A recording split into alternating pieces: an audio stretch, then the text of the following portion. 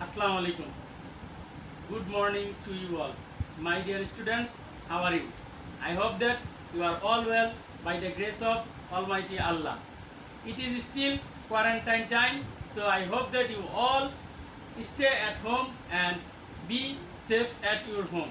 It is the main motto of this particular time that we all should stay at home and stay safe. Today I have come to discuss about the new grammatical items for the students of class 9 and 10. The grammatical item is called completing sentence. It is an easier, it is a comparingly easy items for the grammar in the grammar section. In the question number 7 in your according to your syllabus, you will have to answer 5 question. You will have to complete 5 question containing 1 mark, is containing a single mark. So if we all know that it is much easier than the other comparing the other grammatical items. So today I have as the sequence of my online class, I will discuss about completing sentence for you. For the maintaining time, I have already written some rules in the board, you can see. So I will at first discuss the rules to you, then I will discuss the example also in detail. I hope that you will all enjoy the class. So let's start. I have already written that completing sentence. That means বাক্য পূরণ করা, বাক্য সম্পূর্ণ করা. So first of all, I will discuss about the rules of if. You all know that in case of your better realization, if means jodi. If means jodi. In other words, we call it conditional. So today I will discuss at first about the conditional in the section of completing sentence. You should remember that there are 3 conditionals mostly used in the completing sentence part. First of all, you may notice here I have written if plus present indefinite, then the rest of the sentence or the sentence will be completed in future indefinite. আমি তোমাদের বোঝার সুবিধার্থে আমি একটু তোমাদের সাথে বাংলায় বলে দিচ্ছি যে যদি বাক্যের প্রথম অংশ if plus present indefinite tense হয় তাহলে পরের অংশ নিশ্চিতভাবেই ফিউচার ইনডিফিনিট টেন্স হবে। যদি বাক্যের প্রথম if plus present indefinite tense থাকে তাহলে পরের অংশ ফিউচার ইনডিফিনিট টেন্সে হবে। ফর এক্সাম্পল, উদাহরণস্বরূপ এখানে একটা প্রশ্ন আমি লিখে রেখেছি, এখন এটা আমি কমপ্লিট করতেছি। if Tamim comes, if present indefinite, if Tamim comes, যদি তামিম আসে পরবর্তী অংশটা অবশ্যই ফিউচার ইনডিফিনিট হবে।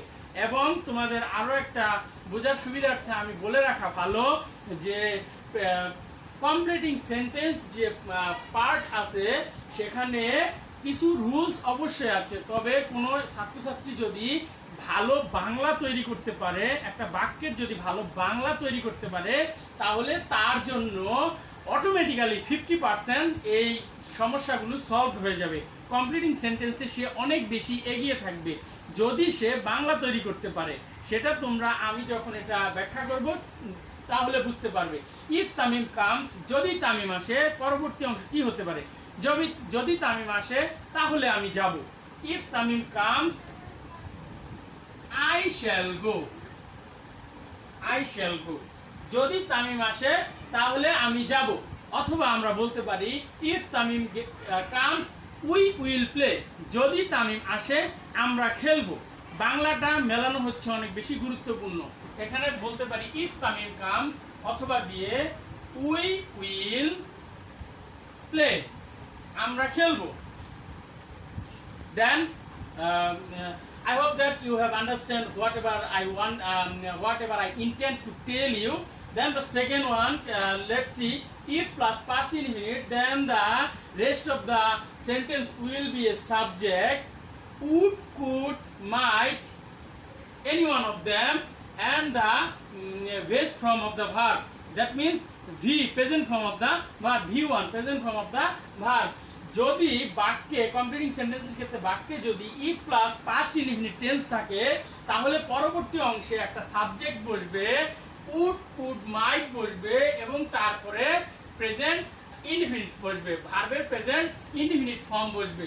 এখন আমি যদি তোমাদের সাথে এটা আলাপ করি একটা এক্সাম্পল দিয়ে, ইফ ইউ র্যান ফাস্ট, যদি তুমি জোরে দৌড়াও। দেখো এখানে র্যান, এখানে র্যান হচ্ছে পাস্ট ইনডিফিনিট টেন্স ইন্ডিকেট করছে, if plus past indefinite tense, if plus past indefinite tense, if you ran fast, যদি তুমি জোরে দৌড়াও। তাহলে এটাকেও আমরা যদি বাংলা তৈরি করি, যদি তুমি জোরে দৌড়াও তুমি জিততে পারবে, তুমি জিততে পারবে। তাহলে ইফ ইউ র্যান ফাস্ট, তুমি যদি জোরে দৌড়াও, সাবজেক্ট হবে ইউ, তুমি। ইউ কুড, এখানে উড মাইট কুড যে কোনো একটা ব্যবহার করলে সেটাই correct. If you ran fast, যদি তুমি জোরে দৌড়াও, you could win the race, তুমি এই প্রতিযোগিতাটা, এই দৌড় প্রতিযোগিতাটা জিততে পারবে। এই যে উইন হচ্ছে V1 ফর্ম, তাহলে ইফ ইউ র্যান ফাস্ট, তুমি যদি জোরে দৌড়াও, you could win the race. So আমি তোমাদের বলতেছিলাম, ইফ ইউ র্যান ফাস্ট, তুমি যদি জোরে দৌড়াও, you could win the race, তুমি দৌড় প্রতিযোগিতা জিততে পারবে। তুমি বিকল্প হিসেবে আমরা আরেকটা বাংলা বলি, ইফ ইউ র্যান ফাস্ট, তুমি যদি জোরে দৌড়িয়ে থাকো তুমি বাসটি ধরতে পারবে। So you would catch the bus, তুমি বাসটা ধরতে পারবে, তুমি যদি জোরে দৌড়াও তুমি বাসটা ধরতে পারবে। let's move to the third item. This is called if plus past perfect, then the rest of the thing will be like that, subject would, could, might, then must be have, and the past participle form of the main verb. এখানে দেখো if plus past perfect যদি থাকে, পরবর্তী অংশে একটা subject থাকবে, দ্বিতীয় যে এর পূর্ববর্তী কমপ্লিটিং সেন্টেন্সের মতো কুড কুড মাইট তিনটার যে কোনো একটা থাকবে, তবে এটার মধ্যে অবশ্যই হ্যাভ ব্যবহার করতে হবে। হ্যাভ ব্যবহার করাটা সবচেয়ে গুরুত্বপূর্ণ এই সেন্টেন্সের মধ্যে, এবং যেহেতু হ্যাভ আছে এরপরে ভার্বের past participle form V3 form ব্যবহার করতে হবে। আবার বলতেছি, যদি প্রথম অংশ থাকে ইফ প্লাস পাস্ট পারফেক্ট, তবেই কিন্তু পরবর্তী অংশ হবে সাবজেক্ট উড কুড মাইট, তারপরে অবশ্যই একটা হ্যাভ, বাধ্যতামূলক হ্যাভ, তারপরে ভার্বের V3। এখন সেন্টেন্সটা কেমন হতে পারে আমরা আরো একটি এক্সাম্পল দিয়ে এটা বোঝার চেষ্টা করব। If I had seen him, আমি যদি তাকে দেখতাম। এখানে তোমরা খেয়াল করো, ইফ এর পরে past perfect tense, I had seen হিম, এটা পাস্ট পারফেক্ট টেন্স। তাহলে এটা রুলসে বলা আছে, ইফ এর পরে যদি পাস্ট পারফেক্ট টেন্স থাকে তাহলে সাবজেক্ট হবে উড কুড মাইট হবে, যে কোনো তিনটার একটা হবে, অবশ্যই একটা হ্যাভ হবে এবং V3 বসবে। ইফ আই হ্যাড সিন হিম, যদি আমি তাকে দেখে থাকতাম, তাহলে কি আমি তাকে ঘটনাটা বলে দিতাম, তাহলে এই সাবজেক্টটাই এখানে আবার ব্যবহৃত হবে। If I had seen him, I এর সাথে উড ব্যবহার করলাম, এরপরে এই হ্যাভ ব্যবহার করা বাধ্যতামূলক। I would have told the matter, আমি তাকে বিষয়টা বলতাম। আমি যদি তাকে দেখতাম আমি তাকে বিষয়টা বলতাম। আবার আরো একটা আমরা বলতে পারি, if I had seen him, আমি যদি তাকে দেখতাম, আই কুড হ্যাভ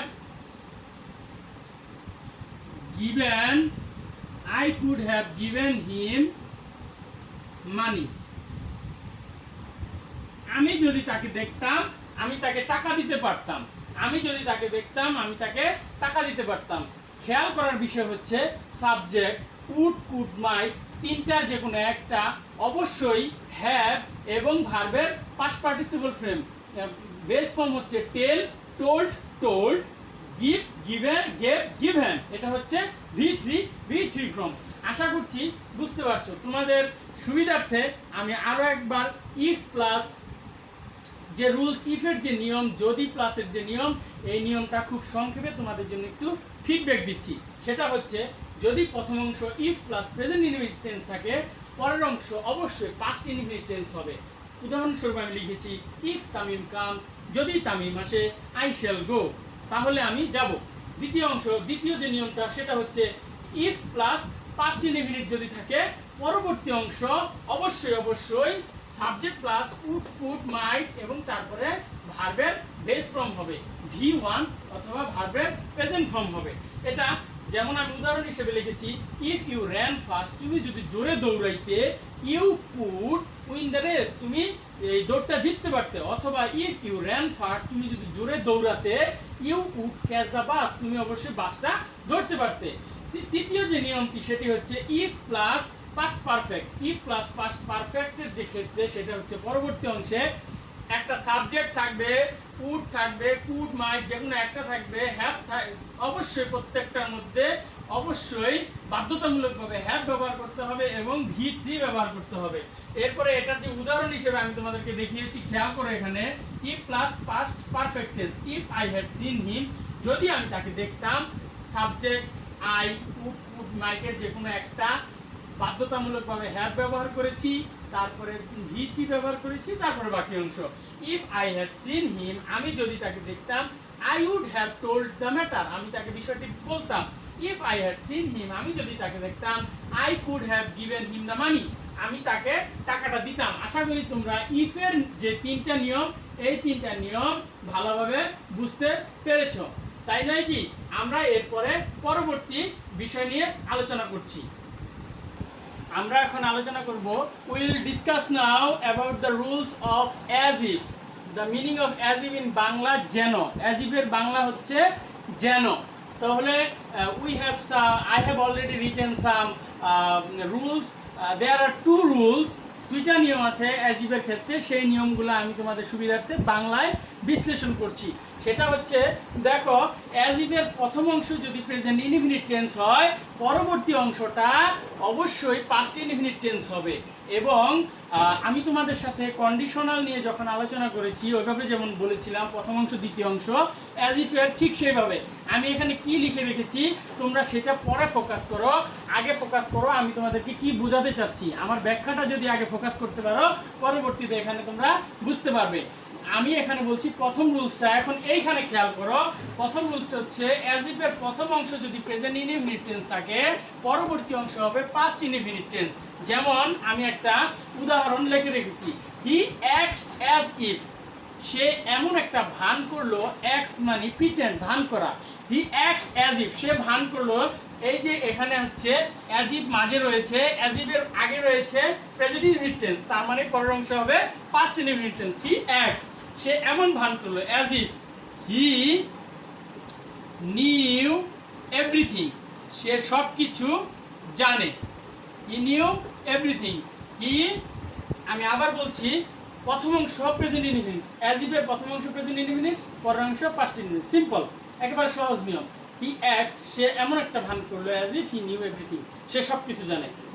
এরপরে আরেকটা, ইউ স্পেন্ডস মানি, তুমি এমন ভাবে টাকা খরচ করছো, অ্যাজ ইফ প্রথম অংশ স্পেন্ডস আছে প্রেজেন্ট ইনডিফিনিট, পরের অংশ হবে পাস্ট ইনডিফিনিট, তুমি এমন ভাবে টাকা ব্যয় করছো, you spends money as if you were a landlord, তুমি যেন জমিদার, তুমি এমন ভাবে টাকা খরচ করছো, ব্যয় করছো, যেন তুমি একজন জমিদার। ঠিক আছে, ইউ স্পেন্ডস মানি, প্রথম অংশ প্রেজেন্ট ইনডিফিনিট টেন্স, পরবর্তী অংশ পাস্ট ইনডিফিনিট টেন্স, এখানে ওয়ার ভার্বের পাস্ট ফর্ম হিসেবে কাজ করেছে। এখন দেখো যে দ্বিতীয় নিয়ম, অ্যাজ ইফ এর আমি আগেই বলেছি দুইটা নিয়ম মাত্র, খুব সহজ, প্রথম অংশ প্রেজেন্ট ইনডিফিনিট, পরের অংশ পাস্ট ইনডিফিনিট। দ্বিতীয় যে নিয়মটা, প্রথম অংশ যদি পাস্ট ইনডিফিনিট টেন্স হয়, পরের অংশটা হবে পাস্ট পারফেক্ট। তাহলে আমরা এইভাবে এইটার ক্ষেত্রে বলতে পারি, এটার উদাহরণ আমি লিখে রেখেছি, শি ডেসক্রাইব, এই যে ডেসক্রাইব ওয়ার্ডটা, এটা পাস্ট ইনডিফিনিট টেন্সে আছে এবং অ্যাজ ইফ মাঝে আছে, এবং অ্যাজ ইফ এর পরবর্তী অংশটা এই রুলস অনুযায়ী পাস্ট পারফেক্ট হবে।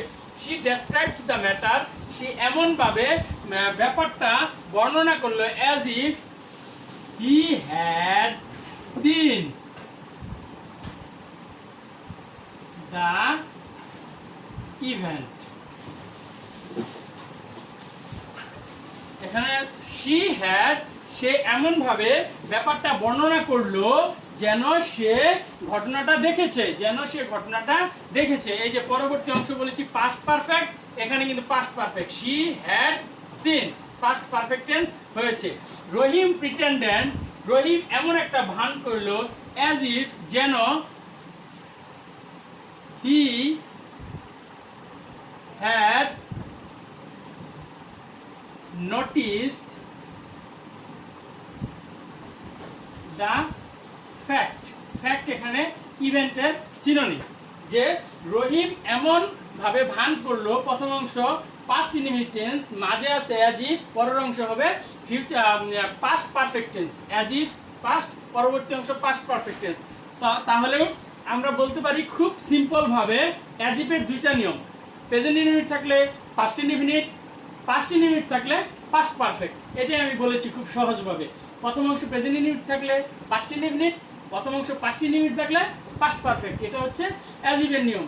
এরপরে আমরা পরবর্তী আরেকটার মধ্যে যেতে পারি, সেটা হচ্ছে then we will move to another rule that is called unless. unless in Bangla যদি না, unless in বাংলা যদি না। শিক্ষার্থী বন্ধুরা তোমরা খুব সহজেই খেয়াল করবে unless এর প্রথমে যে শুরু হয়েছে আন দিয়ে, সুতরাং এটা খুব সহজেই অনুমেয় যে unless নিজেই একটা কি নেগেটিভ। তোমাদের বোঝার সুবিধার্থে আমি এখানে লিখে রেখেছি, এখন তোমরা এটা খেয়াল করো, unless নিজেই নেগেটিভ, তাই পরবর্তী অংশ, unless এর পরবর্তী অংশ সবসময় অ্যাফার্মেটিভ হবে। ওই পরবর্তী অংশতে কখনো নেগেটিভ বোধক ওয়ার্ড নট, নেভার, নো ব্যবহার করা যাবে না, কারণ unless নিজেই একটা নেগেটিভ বোধক ওয়ার্ড, হ্যাঁ নিজেই একটা নেগেটিভ ওয়ার্ড। যেমন এখানে আমি তোমাদের সুবিধার্থে উদাহরণ অর্ধেক লিখে রেখেছি, এটা আমরা পূরণ করব।